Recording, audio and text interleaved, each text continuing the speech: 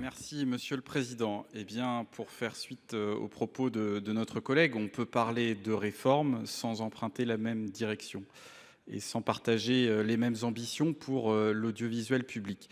Nous voyons bien depuis 2009 le chemin que certains d'entre vous s'évertuent à emprunter. Les réformes sont claires, les choix aussi. On fusionne, on centralise, on réduit les moyens de fait et donc l'indépendance de nos médias publics avec des conséquences qui sont immédiatement vérifiables sur le terrain. Et je prendrai l'exemple des antennes régionales, notamment de France 3 en Bretagne.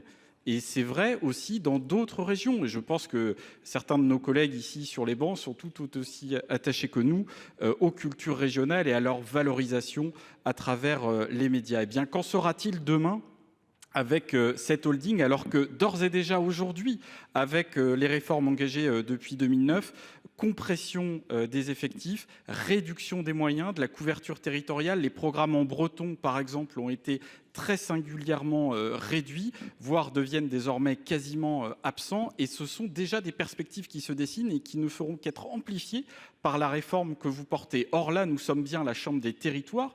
Nous devons donner à voir ces cultures régionales parce que, est-ce que honnêtement, on peut se dire que c'est le privé qui le fera ?